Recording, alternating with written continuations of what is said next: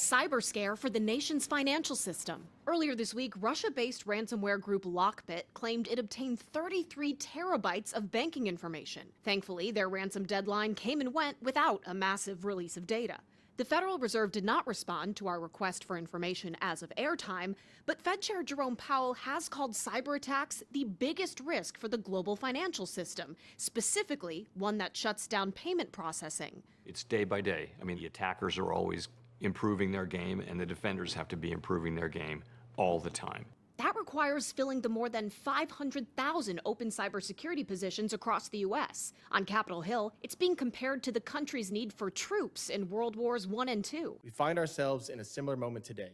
We need Americans in critical areas like cloud computing, artificial intelligence, machine learning, and zero trust. Back then, posters like this helped recruitment. This time, it's more complicated. Some of the main hurdles for filling government cyber jobs: federal cybersecurity pay isn't high enough to compete with the private sector. Federal agencies' preference for four-year degrees over real-world experience, narrowing the pool of job candidates, and federal hiring is a notoriously slow process. Meanwhile, America's adversaries have a head start. According to the FBI, cyber hackers from China outnumber all of the Bureau's cyber personnel by at least 50 to 1.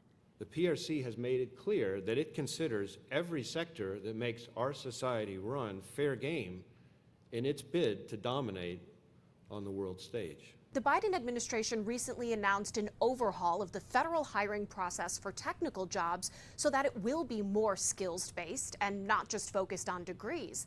And last year launched an education strategy focused on teaching cyber skills as early as elementary school.